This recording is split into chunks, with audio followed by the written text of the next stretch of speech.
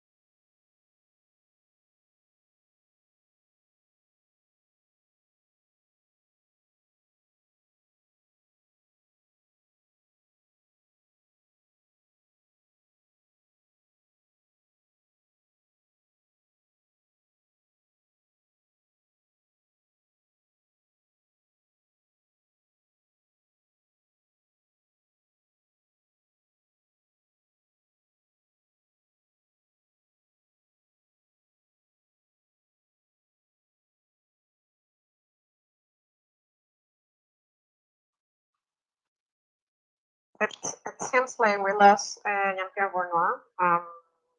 I'm trying to connect with him now. So give us about 2 minutes to figure it out, please. Sorry.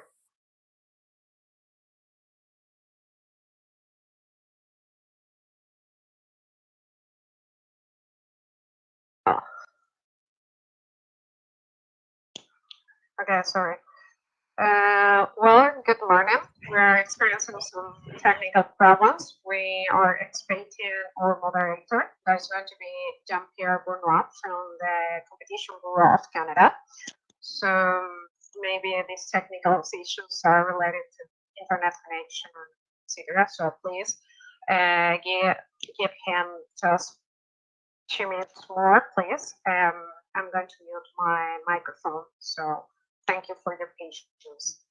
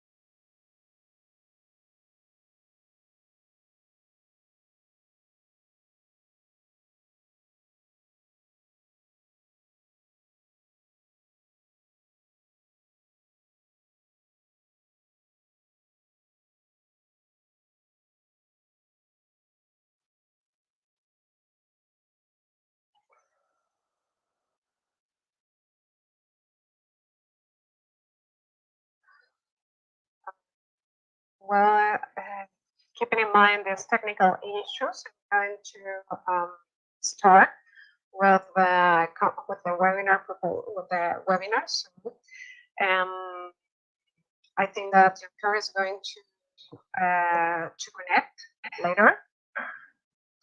So let me introduce this session of the COVID-19 group, led by, okay, we have them here.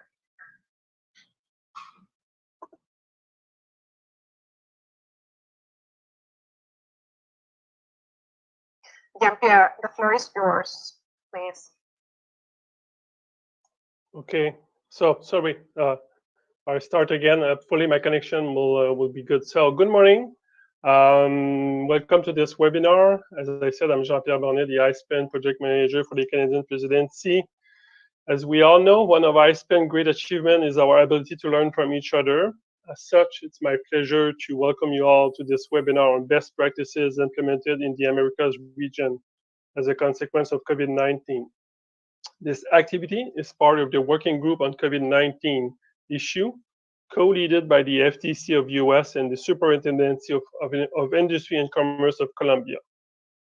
After 1 year operating under these special circumstances, it's timely to reflect on the challenges and opportunities that the pandemic leaves us in terms of consumer protection. It will certainly be a useful and relevant discussion to the challenges we are all currently facing as enforcement agencies. On behalf of the presidency, we hope that you will enjoy the event today and benefit from it in tangible ways. I will now turn the floor over to Lucas Del Villar, Director of the National Consumer Service from Chile.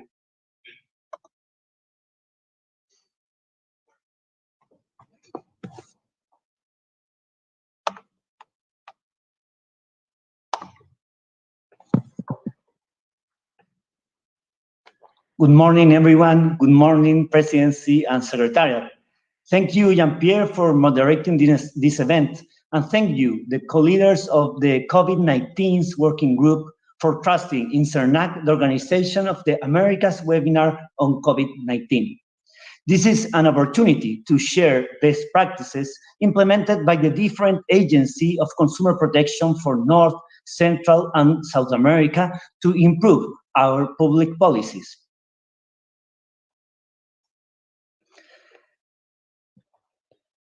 Crises have put us to the test. In Chile, we began this stage of complex changes with a social outburst 2 years ago, which revealed citizen unrest. Part of this unrest is precisely the consumer perception of being abused by companies, as well as generalized lack of trust in institutions. This forces us to adjust our priorities to better respond to these requests. Then, when we are doing that, the pandemic that has affected the whole world, including the Americas region, came along. COVID-19 affected all players in the market. Consumers were affected by the suspension of services, the non-refund of their money, and the delay in payment due to the loss of income. Consumers also had to adapt to the online world, in addition to the confinement and stress caused by the pandemic. On the other hand, businesses were affected by the suspension of services, by less cash flow, and by the decrease in purchase. Companies have to accelerate digitization, deal with consumers asking for answers, and deal with logistical problems due to the increase in electronic purchase. Finally, the institutions have to face insufficient law for extraordinary events such as the pandemic, an increase in citizen demands, the need to provide adequate and timely response, and finally, the urgency of increasing protection perception while at the same time safeguarding the market ecosystem. At CERNAC, we received 3 times more complaints than in a normal year. The markets changed places as the pandemic progressed. In January 2020, the financial market was the most complained. but e-commerce took the first place in May. Finally, in e-commerce, we saw almost 5 times the number of claims in a typical year.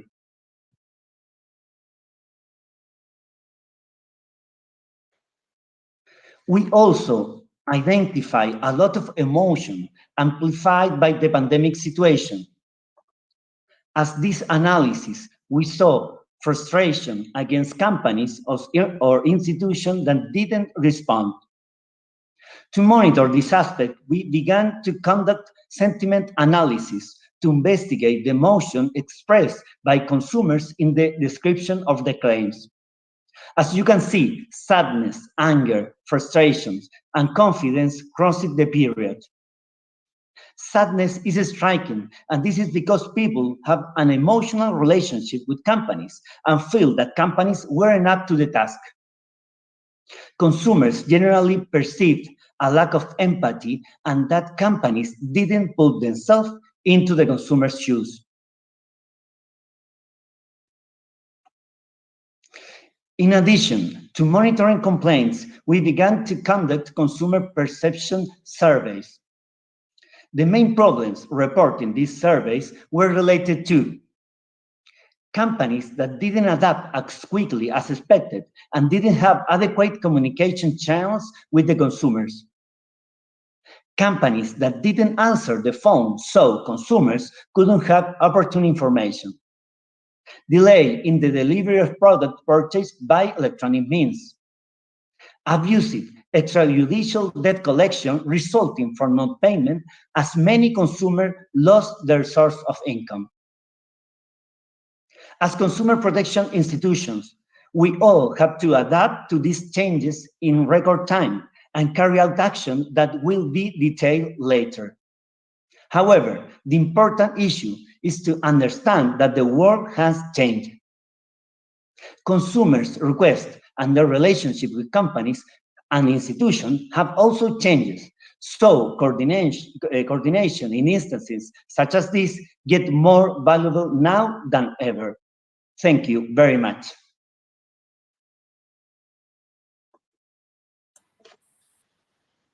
Thank you for your intervention, Lucas.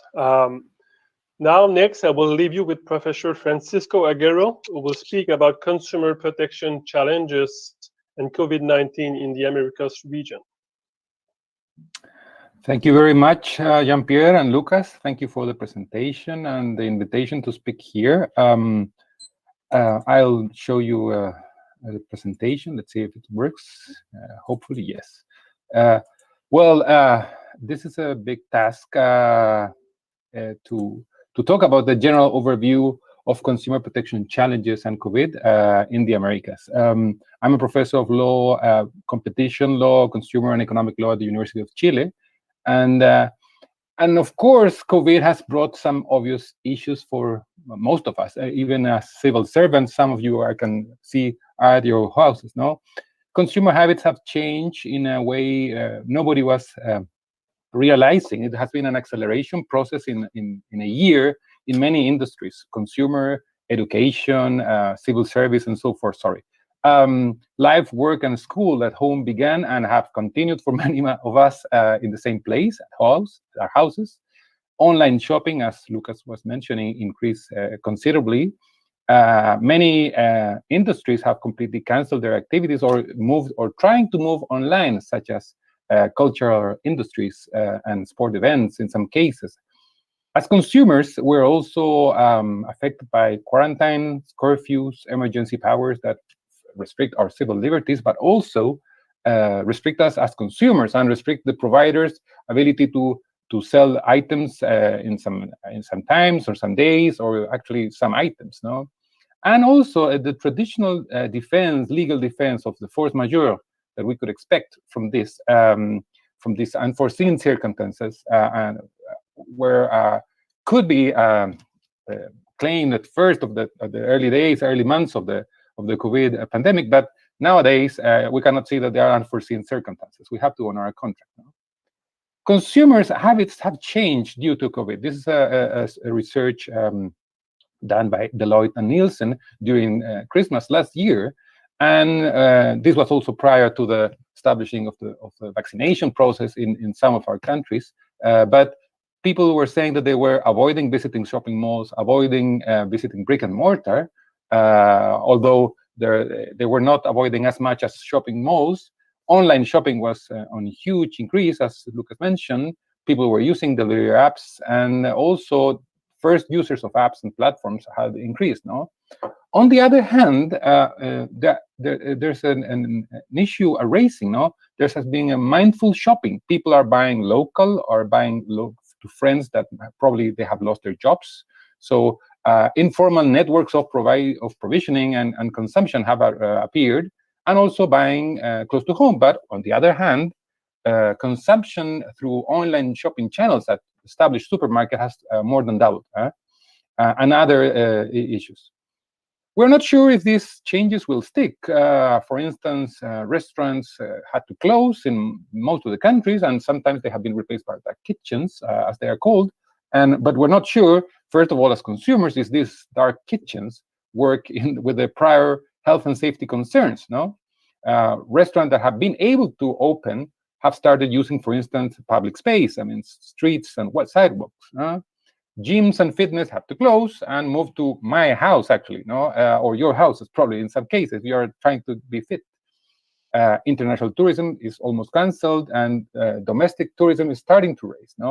Services such as telemedicine that were not used to this were completely start to work and function. And online cultural events moved to online platforms in some cases. Probably as consumers, there are going to appear some issues regarding international consumption to these cultural events. What happens if you're not able to connect, and how are you going to able to complain if these international events or international services that were able to get through the internet are canceled or are affected? And as Lucas was mentioned, these networks can have a very relevant time. Well, the role of internet and search engines is huge. It has been huge for many years, but this year it accelerated. Internet search, as some research and studies have shown, is very relevant now if you're looking to trying to see which computer you're going to buy. Probably the old days we were able to go to the brick and mortar shop or but now you have to buy it online, and you are not able to probably get the evolution. Some of the traditional channels of information for consumers, such as newspaper and magazine, have disappeared. That has been the case in Chile for national newspapers, and probably it has happened or in other countries. On the other hand, rumors and misleading or false information is going through social networks and platforms.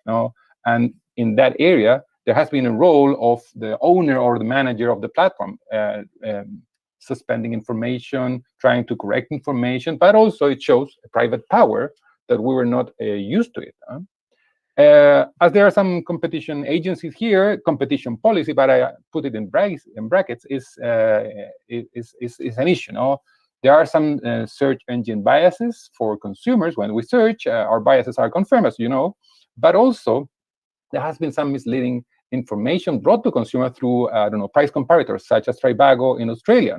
So it's not only competition policy; it's also unfair trade and also consumer issues. There have been some market investigations in platforms in the last years, and as this week actually, there was a joint merger statement regarding the Competition and Markets Authority from the UK, the Australian Consumer and Competition Council, and the German cartel organization, showing that mergers should be assessed in dynamic market, that is, platforms and applications, with caution, because the private power that has Facebook or Amazon can increase considerably, or other marketplace.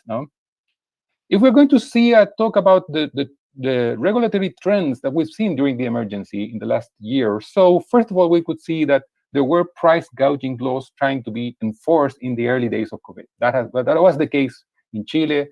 Some price gouging laws were also, or bills presented at Congress. So that was an early stage. Now we've seen also that emergency powers probably to set rates or prices for specific goods, have been used. That was the case in Chile, for instance, for PCR tests regarding COVID. There was a price regulation issued by the Ministry of Health with powers actually obtained after the social unrest Lucas was mentioning, or the agreed prices in Argentina. Utilities that affect millions of users have seen that in Chile and Argentina, at least, are not able to cut the service if the consumer is not paying, because those payments are going to be postponed for the unforeseen future. On the other hand, in countries such as Colombia and probably Chile, also Chile, laws have promoted small business. Sometimes in order to keep the small business working, receiving credit from the state, or promoting new entrepreneurship in some cases. In that sense, huge amounts of new business are going to be that were prior employed, now are self-employed and trying to build firms and industries. As Lucas also was mentioning, the use of pension funds saved by workers nowadays are used in order to boost consumption, but also allow the people to live if they are not receiving any aid, or they didn't have a savings. That has been the case of Peru and Chile right now. Also, unemployed citizens some of the unemployed citizens are receiving or may receive state aids, and that also has boosted consumption of unusual goods. I don't know that's been the case of cars in Chile, for instance. Also, in Congress, we've seen that, at least the case of Chile, several bills of law have tried to be enacted or promoted by congressmen in order to regulate the delivery or delays of delivering goods bought through e-commerce, trying to regulate e-commerce, or establishing exceptional measures for financial debtors, or actually marketplace regulation. That's also as probably the case that we've seen in Europe and the US, or UK. Which enforcement trends can we see? At least we see the case of Chile. Well, Lucas was mentioning 5 double times the amount increased of complaints for large and traditional retailers from their e-commerce platforms. Almost all consumers are complaining about having problems with e-commerce. 90% of probably everybody. My wife actually received last week, and this is an anecdote, received a tablecloth she had bought 1 year ago. She had already forgotten about this tablecloth, but it shows that all consumers are not complaining. If they're not complaining, they're suddenly receiving items that they bought a year ago. Also, consumers, in a way, are self-enforcing health and safety regulation at the workplace. For instance, the use of masks in brick-and-mortar shops. A good thing, I would say, and it's something that is distinguished for SERNAC's work, and it could be something to copy, is it's been a speedy and efficient class action compensations for damages caused to consumers through cartels or through other consumer infringement. That's been the case of the drugstore cartel in Chile and the iPhone, not the cartel, of course, iPhone problems, but consumer compensations brought through efficient administrative settlements or judicial settlements. This, in a way, brings economic aid to consumers, which it doesn't come actually from the states or from their own savings accounts or pension funds accounts. SERNAC enacted a regulation this year. It has been already issued, but we're also seeing enforcement of shipping times by the postal service and private couriers. Which there have been some problems, of course, dealing with many unforeseen amounts of ships go through all the country and through foreign countries. There has been some prosecution and fines of false COVID tests, also, which is a good issue. And almost finishing, which are the challenges ahead? Of course, one of the challenges is which emergency regulation will stick as permanent or not in the new normal. We're going to have to deal at some point with postponed payments in utilities for millions of users. Actually, today it was seen and decided in Chile by the Senate that this is going to be postponed for the late this year. We're also seeing several problems with foreign e-commerce, and users are also, and consumers are buying from international platforms. So there is a problem, and probably an ISPN role there. No, so in that sense, probably joint statement in common policy issues by the ICPN or actually the enforcement agencies in each country could be of use. No, and also the attempt to regulate platforms, because they have been moved as content moderators, also a huge private power in marketplace. So that's also an area we could put some, or you could put some focus. No, and Lucas was mentioning the social unrest brought in Chile. Actually, my university law the school actually was one block where most of the social unrest happened, and this is a comic from last year, and it showed that, well, collusion, health issues, and races of transport system can cause social unrest. So we could also see again issues of social unrest after consumer problems. Huh?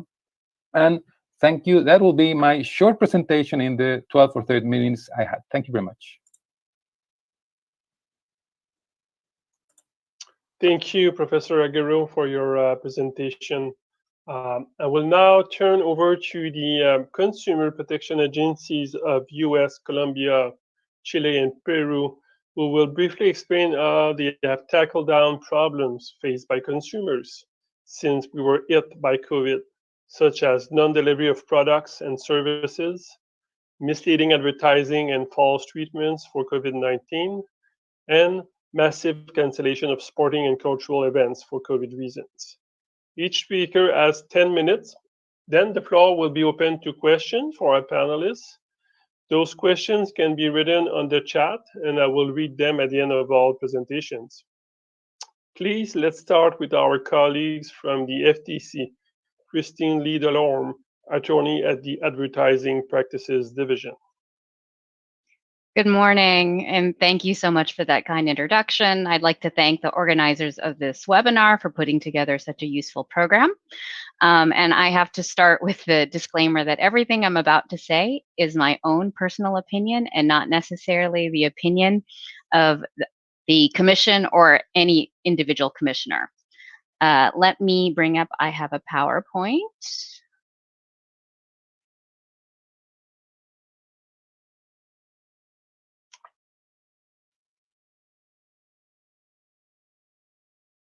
To start, I just want to put the scope of this problem in context. The FTC maintains a centralized database of consumer complaints. This database is created from consumers who complain to us either by filling out an online form or by calling, and also it compiles complaints received from other sources, such as from other federal law enforcement agencies, state agencies, and also the Better Business Bureau, which is a non-governmental entity. In 2020, we actually received more total complaints than we had ever received before. We received 4.7 million total complaints. Consumers, when they submit a complaint, have the ability to indicate that their complaint is related to COVID. Since the beginning of the pandemic, so since January 2020 through the end of March 2021, we've received more than 455,000 complaints related to the COVID-19 pandemic. The largest category of those complaints relates to online shopping, and the second largest category relates to travel. Here, this chart might be a little difficult for you to read, but since we're talking specifically about the problem of unreceived merchandise, I want to specifically look at that problem. So this graph shows the number of complaints we receive, not specifically related to COVID, but just overall that relate to unreceived merchandise. And this chart actually covers 4 years. It covers from December 2017 until March 2021. And I don't know if you can tell, but there is a small bump in the chart every December, because every December when people are buying gifts online for Christmas, we receive a lot of complaints about people not getting their Christmas gifts on time. But the chart also indicates where the chart towards the right, where it starts to have the red bars that increase much higher, that's when the pandemic set in. In April 2020, we started having a huge increase in the number of complaints about undelivered merchandise. In fact, at its peak, which was Christmas 2020, we were receiving more than 3,000 complaints a week about unordered merchandise, which is, again, more than we've ever received before. Here's another graph showing, this graph shows the number of complaints specifically related to COVID that relate to online shopping. So what you can see is that the number of complaints peaked around May and June 2020. That was when there were shortages of so many items, PPE like hand sanitizer, hand masks, even things like paper towels, toilet paper, baking flour. All these people were trying to get just basic household necessities and could not get them.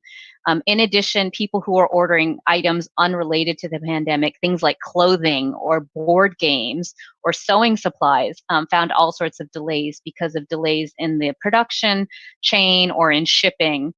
So you can see there was a huge spike in complaints about COVID-related unreceived merchandise, and it sort of leveled out, but it's still, hundreds of complaints a month.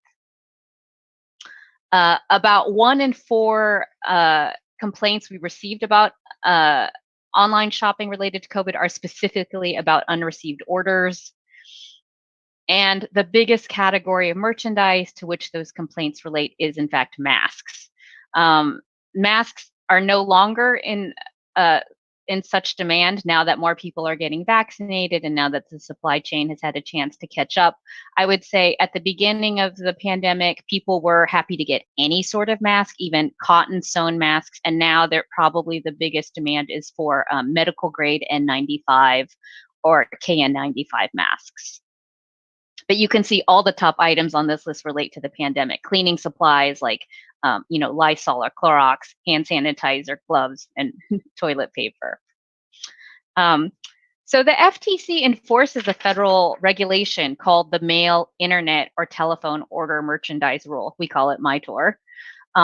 It states that if a seller offers a product through the mail, internet, or merchandise, you have to have a reasonable basis for the delivery timeframe that you promise.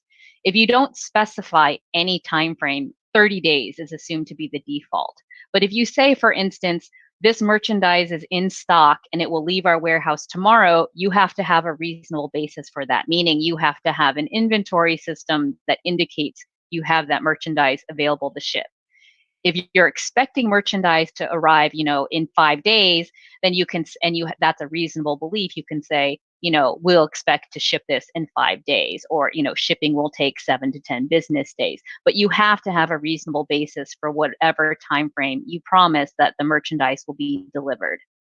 If there is some sort of delay, because of course, unforeseen delays can occur, so that you won't be able to make the original time frame you promised, you have to contact the purchaser and you have to give them the option to either consent to a delay and give them a new reasonable time frame, or the buyer has to have the ability to cancel their order and obtain a prompt refund. So during the pandemic, because there was so much delayed merchandise, we got a lot of complaints about this, and we filed 4 federal court lawsuits alleging violations of the Mail, Internet, Telephone Order Rule. All of these cases involved personal protective equipment like face masks and hand sanitizer. And I think in all cases, these merchants promised that they had these items in stock and available to ship the next day, including very hard to find medical grade, 3M N95 masks, which were just not available anywhere at the height of the pandemic. And then when consumers didn't get their merchandise after days or weeks and they contacted the sellers to try to get refunds, they were unable to get refunds. So they had all their money tied up with these merchants. And some of these merchants were selling large quantities of PPE to institutional customers who were ordering thousands or even tens of thousands of units of PPE. So there was a lot of money that was being tied up. Of these 4 cases, one defendant also has a criminal prosecution against him for the Department of Justice for mail fraud and price gouging. I also briefly want to talk about our approach to health claims for products fraudulently peddled to prevent, treat, or cure coronavirus. We monitor this marketplace through a variety of ways. We proactively search through the consumer complaints that I mentioned earlier. We review them to see who is complaining about treatments or doctors offering treatments. And so we've identified a large number of sellers of all sorts of products and services, dietary supplements like zinc and vitamin C and vitamin D, essential oils, homeopathic drugs, traditional Chinese medicines, and then also a large number of therapies that you have to go into a medical clinic and receive in person, such as ozone therapy, intravenous therapy, acupuncture, peptide therapy, and chiropractic adjustments. Because we have identified so many sellers, literally hundreds of sellers, we decided that the most efficient way for us to approach this problem was to send warning letters. Because while we do have the authority and the ability to file federal court lawsuits, doing so is very time consuming and expensive. And there were so many people selling these products, we just wanted them to be taken off the market or to stop being sold with deceptive claims immediately. So we've issued, since the beginning of the pandemic, more than 350 warning letters to sellers of such products. About a third of these letters have been issued jointly with the U.S. Food and Drug Administration. And these letters inform the sellers that there's no scientific support for their claims. And we ask for a response with a very short turnaround, only 48 hours. The claims that we're challenging are often on the retailers or service providers' own website, as well as social media sites. We find a ton of claims on Instagram, Facebook, and Twitter. And I can say that we think this approach has been very successful because of the more than 350 warning letters to sellers, probably more than 95% have very quickly come into compliance and either stopped selling the product or taken down or revised their advertising claims. However, there are a few people who don't listen to warning letters, and advertisers do face the threat of enforcement action if they don't just follow the guidance in the warning letters. So we have brought a few lawsuits. Last spring, the first case we brought against a COVID cure was against Mark Ching, who was selling a dietary supplement called Thrive to prevent or cure COVID. And the reason we sued him is actually he had received a warning letter from the Food and Drug Administration just in the fall of 2019 about his marketing of CBD products for cancer. And he did not stop his marketing of those cancer products. And so we surmised that since he had already ignored one warning letter from a government agency, we should just go ahead and sue him. That case has been resolved. We have another case currently in litigation against a company called Golden Sunrise Nutraceutical. They are selling a treatment that costs over $20,000 US for COVID-19. They received a warning letter in April 2020 and did not stop their advertising. So we filed a federal lawsuit in July 2020. I want to mention that in December 2020, the US Congress granted us civil penalty authority. And what that means is normally under the FTC Act, or actually until this morning, the FTC only had the ability to get redress, meaning refunds for consumers who were the victims of deceptive acts and practices.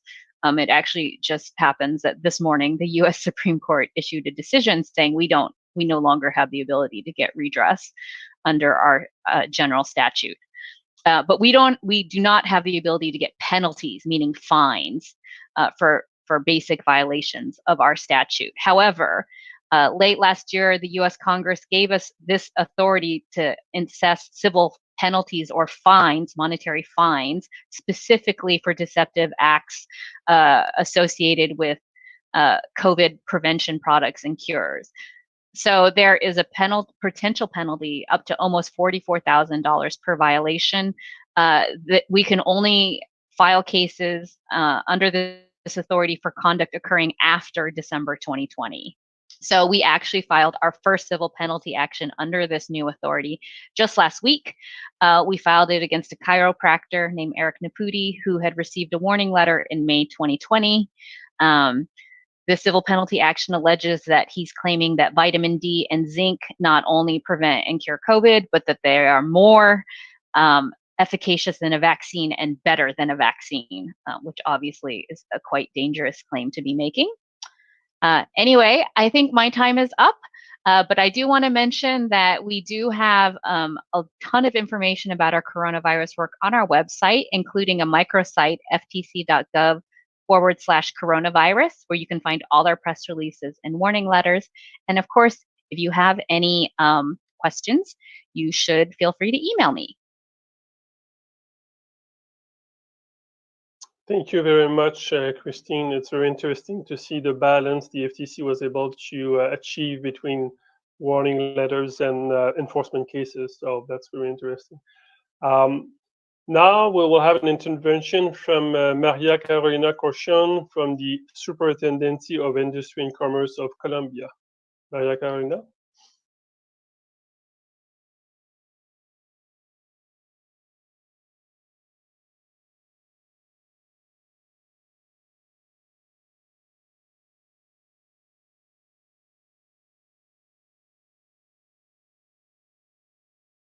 Maria Carolina, don't know.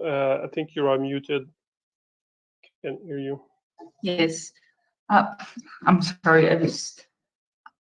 was on mute. Good morning, Jean-Pierre. Good morning to all my colleagues in this interesting panel, and good morning to the audience. I'm going to share a few slides about the current situation in Colombia. Just give me a second to. So, are you able to see my screen now, the PowerPoint presentation? Yes. So, well, in Colombia, the situation is very similar regarding the size of the market that the one mentioned by my FTC colleague, We received more than 75,000 complaints last year, which represents 98% more complaints than the ones we received in 2019. So mostly all of those complaints were associated to COVID-19 situation. So I'm going to focus this presentation on the three questions that were suggested by our CERNAC colleagues. Regarding the first question, how bad was the non-delivery of goods and services, including those related to COVID-19? Well, it was pretty bad.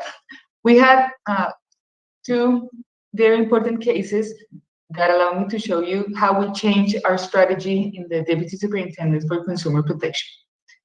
The first one is the Falabella case. Falabella is a large, not only e-commerce business, but they're major in the region. We received more than 1,060 complaints regarding to Falabella and e-commerce transactions and the non-delivery of goods and services that they provide. So we also had another case, it's Brunati, which they sell furniture, and they had more than 200 lawsuits at the Superintendence of Industry and Commerce regarding the exact same problem. They didn't give information on e-commerce transactions. They didn't inform if they had delays in delivery. They both had information issues and non-delivery or delay in delivering the goods and services problems. So in these two cases, the Superintendent of Industry and Commerce decided to act different. We did not start a formal investigation that could lead to a penalty. That was how we usually start having this dialogue with businesses, when we start a formal investigation. In these two cases, we gave specific orders to these two businesses where they had to design and implement business plans to demonstrate compliance with consumer laws.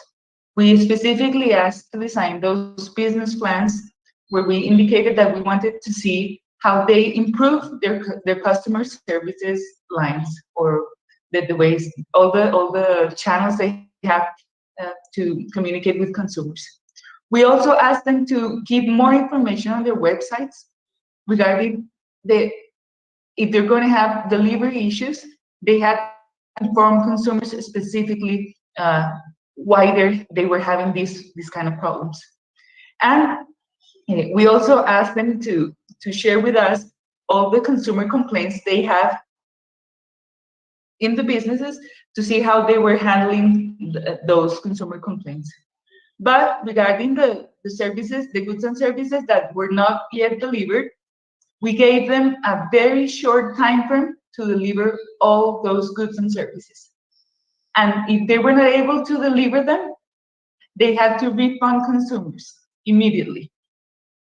So we're now in the phase that Falabella and Renati have to demonstrate that they're complying with the orders given by the authority.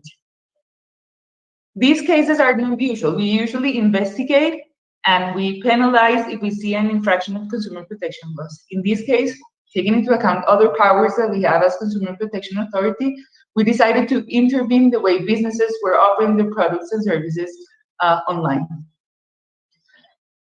We hope they're effective, and what we have seen specifically in the last point, the short time frame to deliver goods and services, they had already delivered all the pending goods and services that they have not been delivered yet.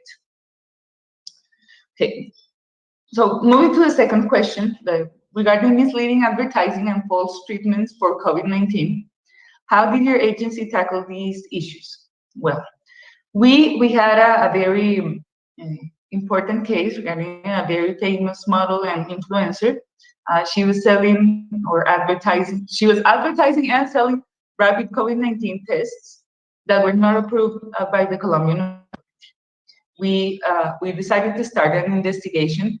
The first time we investigated an influencer that is advertising and selling products, and we're also investigating the importer of these rapid COVID-19 tests. That investigation allowed us or gave us a solid ground to issue our guideline on good practices on influencer marketing that we're using now to make surveillance in different social networks.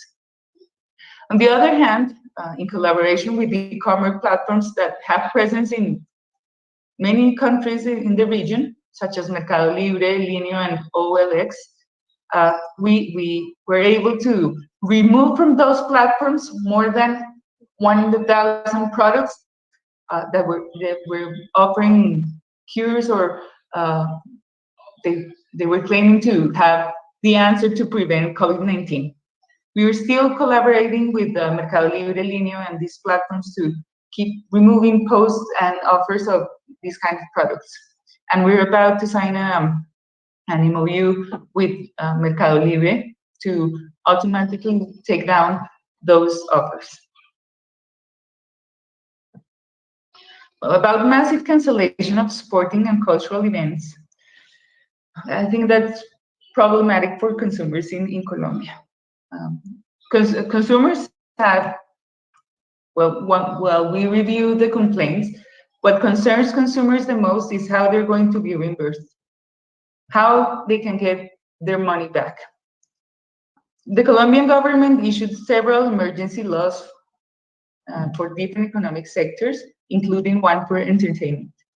The decree 818 established that consumers can be compensated with services, so they could get a voucher to participate, to attend new concerts or sporting and cultural events, or they can get a refund. So that's a good news. They can get refund, but they can get this refund during the emergency and a year in addition. So the period of where consumers can get their money back is not yet defined, because we're still in the emergency that the government declared, and we have to count the emergency plus 1 year, and that's the time frame where they can get their refunds. So consumers are not satisfied with this measure, and they are complaining.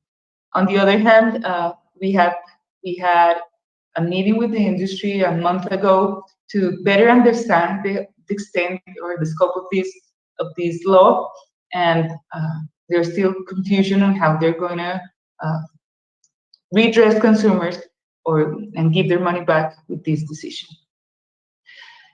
We are still facing all the challenges in of COVID-19. We are focused on e-commerce, on the cases such as Falabella and Brunati I just told you.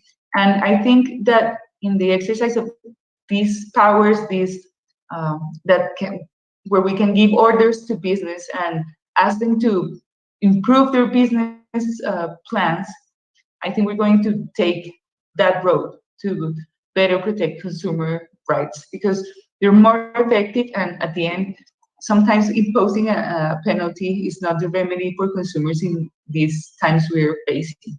So those were my points in this presentation to show you some practices we're doing at the Superintendence of Industry and Commerce. Thank you very much.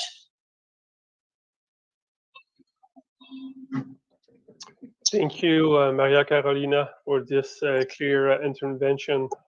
Now we will go to our colleague from the National Consumer Protection Agency of Chile and its Deputy Director, Jean-Pierre Couchot. Jean-Pierre, the floor is yours.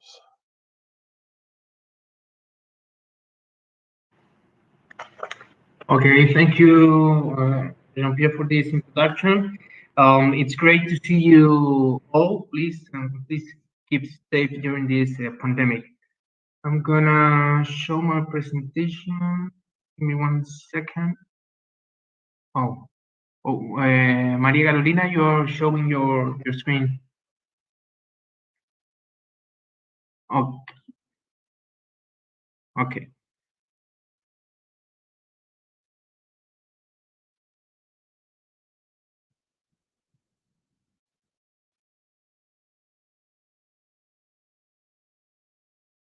Okay, great. You can see my presentation. Well, thank you for this time and for this invitation, Jean-Pierre. We would like to talk about two interesting things related to the current work of CERNAC, related to the social outburst in 2019 and the actual COVID-19 pandemic and what we have been doing during this time. Well, we all know that this had not been easy times. All people around the world have had to navigate around turbulent waters where consumer protection has been put to test as never before. Well, in Chile, for example, we lived a social outburst where citizens raised against the perception of abuse, and especially from companies. At the time, in 2019, we had to reprioritize our projects and pay more attention to the people's needs. Then, when we were adjusting after this social outbreak, the pandemic came. The pandemic has affected the entire market ecosystem worldwide, and especially here in Chile. Okay, and we have been all re-challenged even to reinterpret law and in those aspects that have been covered by the consumer protection law here in Chile. And for the first time, consumer protection agencies worldwide were facing the same problems and the same challenge. And we have to create and generate collaborative solutions in a record time. In CERNAC, we received from consumers 3 times more claims in comparison to a normal year. In a normal year, we received around 350,000 claims, and in 2020, we received almost 9,050 claims during that year, and principally focused on the e-commerce sector. Well, as a consequence of this pandemic, in CERNAC, we established 3 strategic pillars. Firstly, the adoption of administrative interpretation criteria contained in legal guidelines of CERNAC, and they were related to, firstly, the suspension of limitation periods in order to exercise the legal guarantee of products and service in our country. Secondly, regarding companies' best practice in order to face the pandemic of coronavirus, while thirdly, electronic and distant contracting during the COVID-19 pandemic. And finally, guidelines regarding safeguard consumer health and alternative measures for compliance, suspension, and termination of benefits in the face of this coronavirus pandemic. These four legal criteria, keeping in mind the principles of what we have here in Chile, the civil code tradition, the concept of major force or fortuitous event, are things that weren't and didn't happen under normal circumstances in a context of insufficient legal mechanisms in order to face these new claims and this new challenge here, Erlang. Well, related sorry, to Mr. Kuchat, could you please share your screen as the full screen, please? oh, I guess I have it on full screen, maybe? No? No, not at all. And now? No? And then? Not yet. We see screen, but sorry to interrupt you. No, that's okay, but you are able to see it correctly? Or it's too small for you? No, we don't see it correctly. It's not in full screen. Oh, well, I don't know what to do because I can watch it in full screen. I press F5, so, well, technical issues, we are live broadcasting. Well, I will continue with my presentation. Well, the important things are what we have to say about Cernac actions. Well, related to enforcement action, we have two new designated powers of authorities regarding a new law that came into effect 2 years or 3 years ago. Yes, 2018. Voluntary collective proceedings and some new rules regarding class actions. Well, regarding to the voluntary collective proceeding, I would like to say that this is an administrative procedure that aims to reach an agreement between CERNAC and companies in order to compensate consumers in a very quick procedure. In principle, these procedures can take no more than 3 months, and in some cases, it can be extended for 3 more months. Okay, and one key aspect of this voluntary collective proceeding is that if it is approved by the court, by the civil court here in Santiago, it can be granted with the erga omnes effect, and that means that the benefits of the agreement can be extended to all the affected consumers. So that's very important to mention. Well, we brought action in this voluntary collective proceeding against 3 large companies, Despegar.com, JetSmart, and Ripley, a retail company. In the first case with Despegar.com, Despegar.com in Spanish, that's the company that leads the claims in the tourism sector, and it experimented an increase of more than 400 times claims in comparison to a normal year. In last year, we received more than 7,000 claims against Despegar.com, and this proceeding is now currently being developed.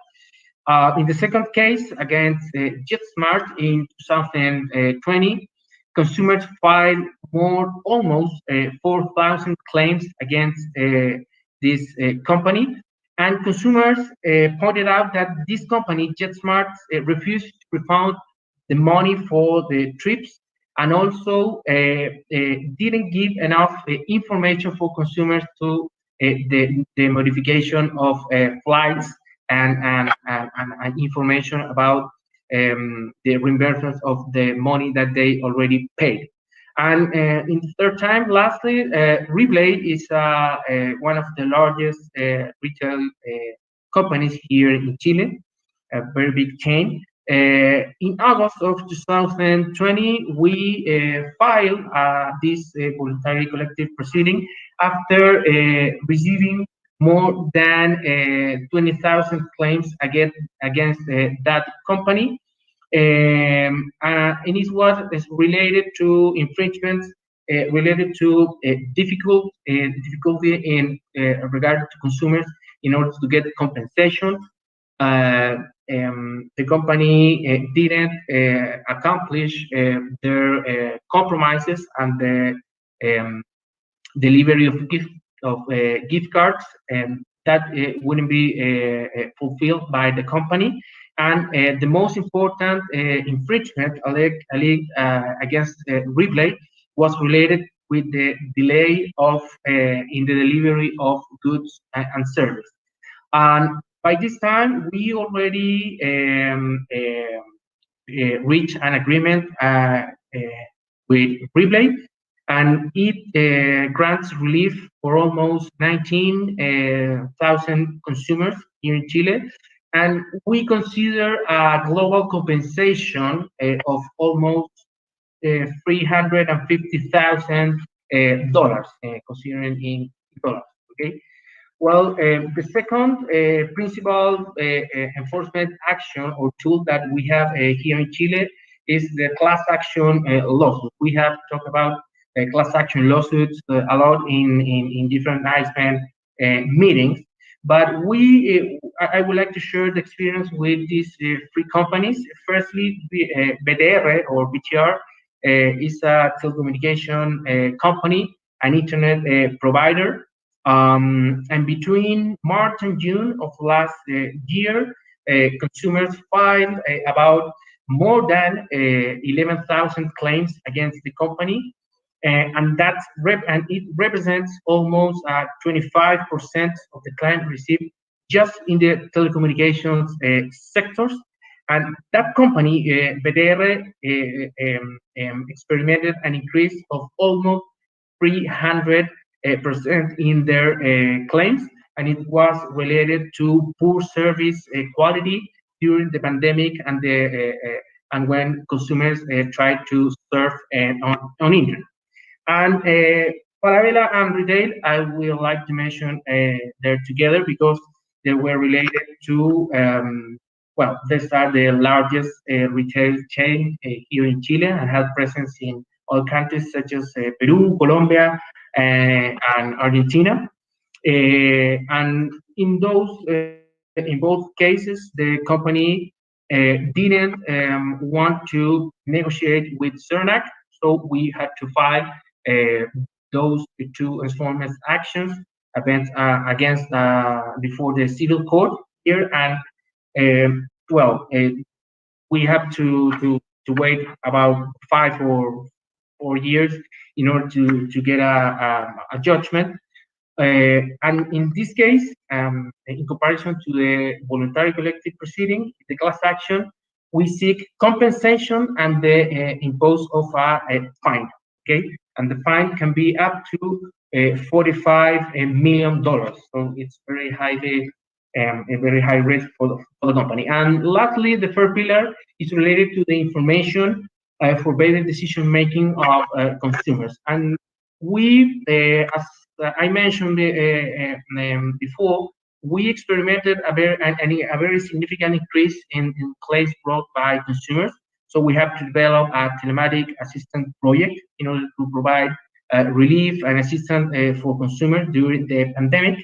And also we work on a price comparison app, and that was we implemented that app, the price comparison app, in April of 2020, whereby consumers can obtain information about 29 high demand basic products, and it is broken into almost 9,000 variety of products or service.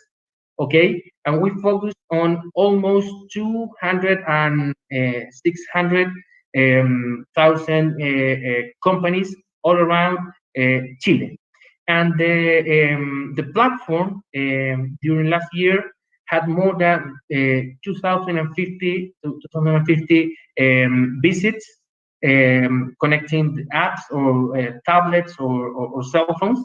And if we consider the amount of visits about the web page was related to almost 1,020 visits over that platform. Well, thank you for your time, Jean-Pierre, and that's all that I would like to mention about our work conducted during the pandemic in Peru. Thank you. Thank you very much, Jean-Pierre. This is very interesting and useful to hear from you. So finally, we will now learn from the experience of our colleague Wendy Ledesma from Endecopi, Peru. Wendy? Thank you, Jean-Pierre, and hello to all the colleagues and all the people that are watching this webinar that I think is really important because you can know all the efforts that all the agencies are making to protect consumers, especially in the new COVID-19 crisis that we are facing. So I will share my screen.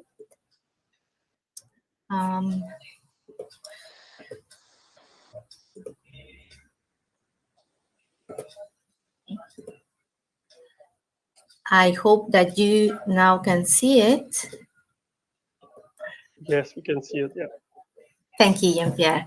Well, we want to share the efforts that we are doing in Peru, that make, there were lots of opportunities to improve the approach that we are doing or actions that we are doing to protect consumers. So I will share the topics or things that we were doing in best practices on non-delivery or delay of products, misleading advertisements and false treatments for COVID-19, and cancellation of cultural sports in events. So for the first topic, when the state of emergency and social isolation was declared in Peru, Indecopi quickly adapted its services by transferring them to virtual channels in order to continue receiving queries, claims, and complaints from the public on a continuous basis. Here is important to know that Indecopi has a digital agenda launched in 2017 and was a starting point to start to digitalize all our services and focusing in the approach that the government and the public administration needs to give to the citizens. So with this process, we could face in a proper way giving our services to consumers in the COVID-19 crisis. So Indecopi made available to the citizens a new version of the virtual registration desk with a more dynamic design, friendlier than the usual channel of the portal, easy to access and more user-friendly. The registration of user data is integrated with the National Interoperability Platform of the state, that is called in Spanish PIDE, thus allowing an agile and error-free registration at the time of identifying citizens, because this is united to the national registration of citizens, so immediately it recognizes the consumers or any citizen that wants services from Indecopi. Also, we were doing a really hard and close work with chambers and providers, and in this phase, we presented with the Peruvian Chamber of Electronic Commerce a code of good practices in electronic commerce to protect consumers on the internet and generate trust. Now we are working with them to start promoting a compliance program for all the members of this chamber. And this is an important thing to share with you, that before or in the pre-pandemic time, Peruvians were not, or the Peruvian consumers' lack of confidence of the e-commerce. And so with that, we try to implement this arrangement and close work with the chambers and national chambers and also providers to create and improve more good practices. So this is an example of work with the chambers and providers to improve the environment of e-commerce for all consumers, and they will feel more confident to use these new channels.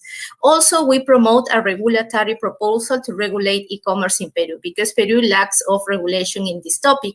This proposal adheres the OECD recommendation on consumer protection in e-commerce, which Peru has been member since 2019, as well as regulation from other countries, including the EU directive that 2019-2161.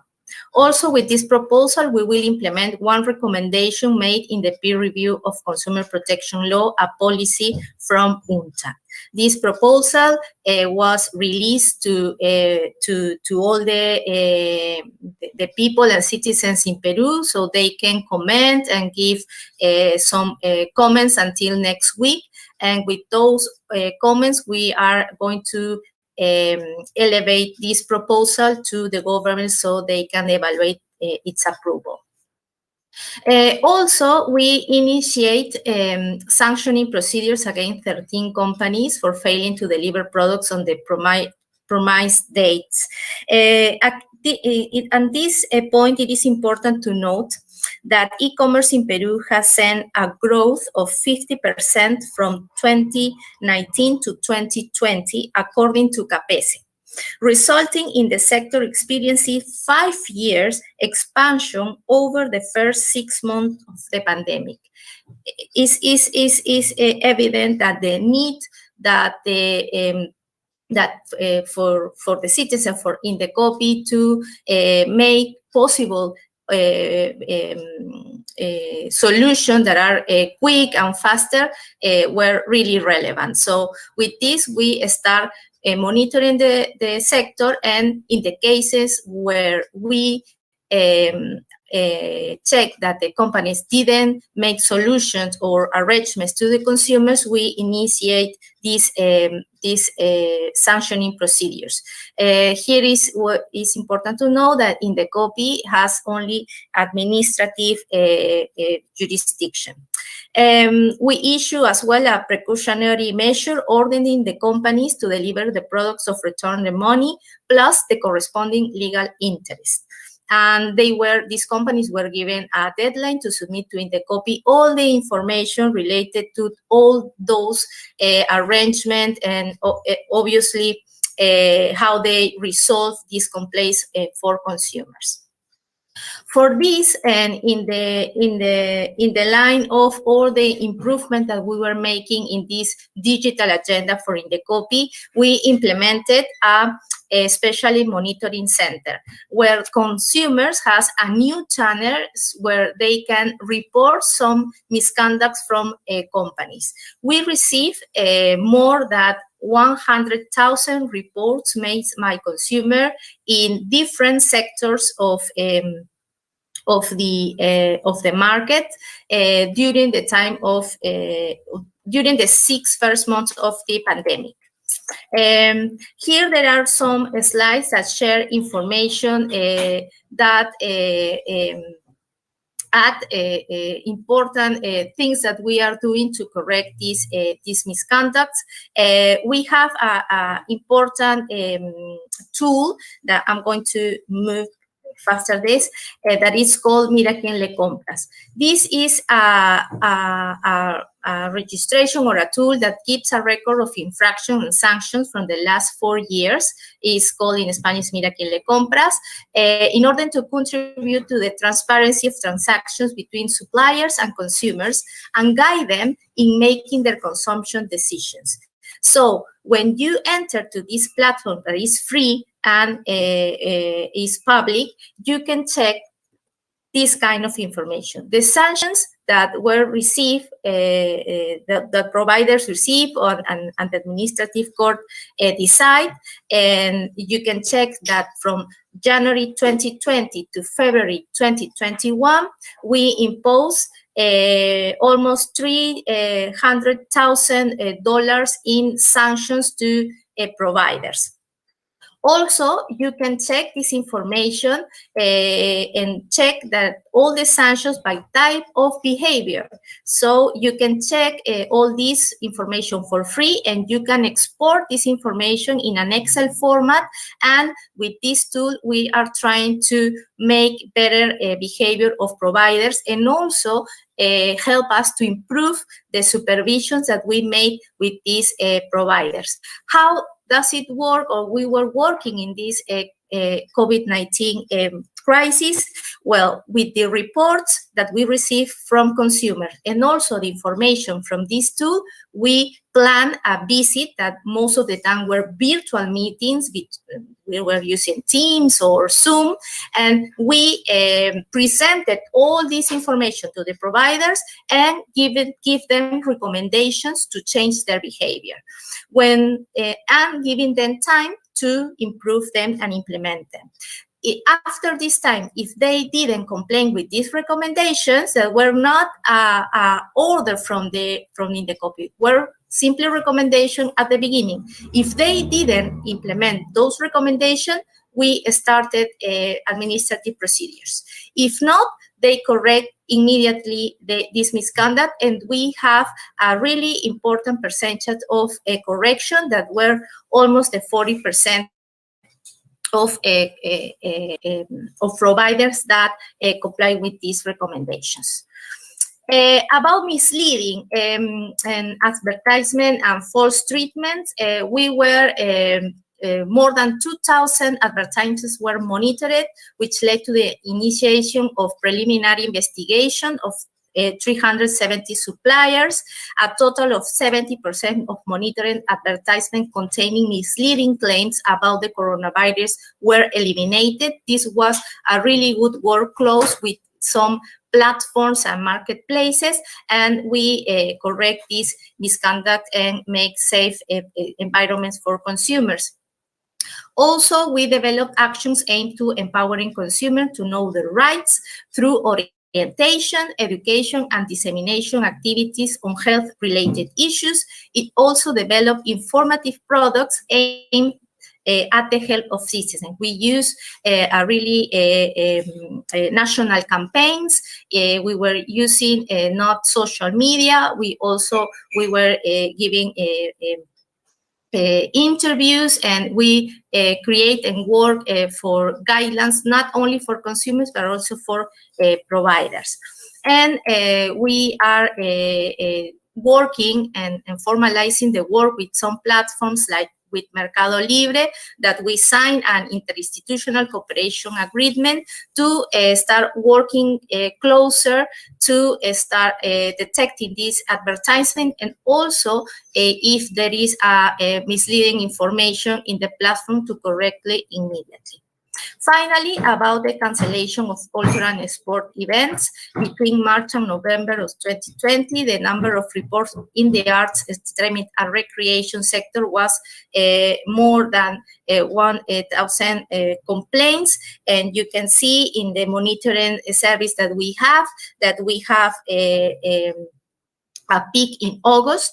And with this information, again, with the claims, complaints, the mira quien le compras, and also the reports, we could detect that the main infringing behaviors were failure to refund money, failure to provide information about money refund for event cancellations, failure to deliver products or order, inadequate staff attention, and failure to attend communication channels. It is worth to highlight the growth of two behaviors in this sector: lack of information of money refunds for event cancellation and failure to attend communication channels. That is more than 800,000%. These type of behaviors are expected to continue throughout 2021. In the copy is initiated 18 supervisions to organizers and promoters of events in order to verify if they comply with the duty to inform, safeguard the right to a new performance or refund of the price in case of impossibility of holding the event, and verify if an authorized channel is available for consumer inquiries or complaints, ensuring that attention through these channels is timely. With this, we wanted to share that we are looking with a close work with providers because we know that this crisis affected not only consumers but providers, to implement a better risk management control in consumer protection with the consumer protection approach and giving immediate answer for consumers. It's important, definitely, to start procedures to correct and send a really big message to the market. But I think in this COVID crisis, when consumers are facing in some jurisdictions lockdowns, or they are vulnerable, they can the solution must be quick. So I think for us, the main thing that we want to share is that this COVID-19 make us think about how is what is the new role of the Consumer Protection Agency, and how do we need to work with the providers and national chambers to create a better environment for consumers. So with this, I want to thank the organization of the webinar, and I hope all this information is useful for you. Thank you. Thank you very much, Wendy. And thank you to all the participants for the great insights. I understand that now the floor is open for questions. We have a bit less than 10 minutes to this webinar, so we have time for your questions. We expect to receive them via the YouTube chat. So it's now time to ask questions. But since I have the floor, maybe I can ask a question. I can have the first question if you guys don't mind. So the first question that I have is, as consumer protection agencies, we have many tools at our disposal to protect consumers, such as education campaigns, enforcement. So as your agency decided to rely more on education or enforcement since we are dealing with COVID? I don't know if maybe we can start. I don't know if Christine, you would like to say something about this. Sure. I will say that in general, the FTC considers both consumer and business education to be a critical part of our mission. We have an entire group of people who work on nothing other than business and consumer education materials. And since the beginning of this pandemic, we've put out more than 100 blog posts, videos, graphics. Every time we see a new scam, like we put out information. So recently, since more people in the United States have been getting vaccines, people have been receiving spam emails or spam texts that purport to be a survey from Pfizer or Moderna asking about their experience with the vaccine, and saying that if they complete the survey, they'll receive a prize and they just have to pay for shipping and handling. But so, people are getting charges. But so we think it's very important to do both enforcement and business and consumer education. And obviously we can do consumer education, I think, much faster than we can, file a lawsuit or do formal enforcement work. Okay. Any other participants would like to comment or respond to that question? Okay, Maria Carolina, go ahead. She's busy dealing with something more urgent.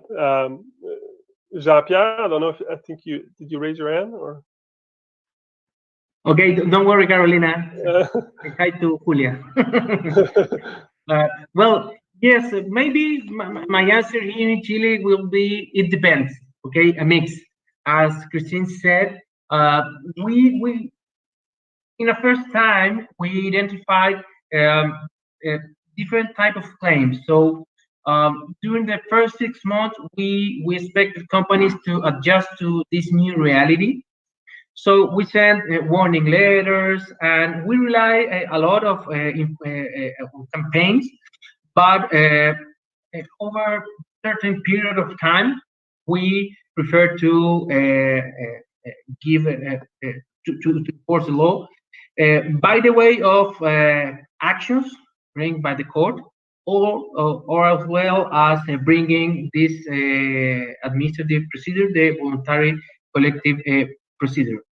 It depends on the conduct of the company, and if the company has the will to negotiate with CERNAC and provide information in order to provide relief to consumers. Otherwise, we have to file those actions before the court. Okay. Maria Carolina, is it a good time now? Yes, that was my daughter. So, just to answer your question, Jean-Pierre, in Colombia, we need to continue educating consumers on the way to exercise their rights, because they come directly to the authority instead of going straight to businesses. So we have to continue doing that kind of work. But regarding enforcement, we have seen at the Superintendence of Industry and Commerce that we have to change the way we carry out our enforcement activities, because we need more effective results to protect consumers' rights. If we carry out an investigation, we have to wait to see to solve the situation. Instead, if we exercise other powers that we have that were not as frequently used as investigating and sanctioning, they're more effective towards consumers. That's why we're using these orders. We are intervening businesses by telling them how to specifically protect some rights that are being infringed. So that's my answer to your question. Okay, thank you very much. Any others would like to add something to the question? If not, I have a question in the chat here. A tough question. In fact, is that I think all of us we've had to deal with this. Is that how do you deal when you are, I guess, investigating a company that's using fake identities or fake locations? So how did you manage to track them and penalize them accordingly? So I don't know if someone would like to add on this question. Christine? Yeah, I can just say quickly, I mean, we prosecute a lot of, I would say, hardcore fraud, like telemarketing fraud, where people have all sorts of shell companies. They may be located abroad. This is a problem we encounter quite a lot. But I can point out that specifically with relating to COVID, there was a group of websites that had the name Lysol or Clorox, the brand names of disinfecting products in their names. So people would go to a site like, CloroxWipes.com and think they were buying Clorox wipes when in fact they were not, and they never got what they ordered. And we did not know who was operating all these websites. So we actually filed a lawsuit, and I brought it up. It's Federal Trade Commission versus one or more unknown parties deceiving customers by using, and then there's a list of the URLs. And then we can get a court order to take it to the ISP, to the internet service provider, to give us more information and to take control of the websites. But so it can take a lot of work, but in the worst case situation, we can just sue unknown entities who are operating a website. Yeah, thank you. Any other comments or answers to that question? Wendy, you would like to add something? Yes, thank you, Jean-Pierre. Yes, well, this is a big challenge in this new situation, especially for Peru, because, as I said, the growth of this sector was huge in the first 6 months of the pandemic, and that's why at the end I finished with this idea of rethink the role of the Consumer Protection Agency. In this case, in the copy, the way that we manage consumer protection is from the administrative law perspective. This kind of topic was more related with criminal law, but it needs in the idea of this national integrated system of consumer protection that our law says that we need to work, is now to work closely with the institution of criminal law to start looking on this, because most of the frauds that are causing affection to consumers are now in these new digital channels, and most of the time there are people that we don't know, and we don't know where are located. And also, for an administrative court or jurisdiction, is expensive to start a procedure that we don't know if the provider that is their address is in another country, they are going to comply with the order of the Peruvian authority. So I think here the important thing is cooperation. Cooperation, not only intergovernmental in the country, but also in spaces like this, make it obviously and relevant. Cooperation between agencies in the world to work together and try to make actions that change this behavior, or do an enforcement that can control these new approaches and these new ways to make these affections to consumers. Okay. So I think we are running out of time, but if someone would like to add something, I think we can take a minute or two, unless you guys don't have anything to add. Okay, I don't see any raised hands. So thank you very much to all the participants and speakers for this webinar. Again, we were able to show that ISPEN is able to come together to tackle common issues despite the pandemic. Thank you all for your contributions. Your dedication and commitment ensures that our network remains relevant. And I just want to wish you a nice day and stay safe. Thank you very much. Bye. Thank you very much, Jean-Pierre Cushot, Daniela. Goodbye. Wendy, and Thank you very much. Thank you. Take care. Stay safe. Take care. Bye.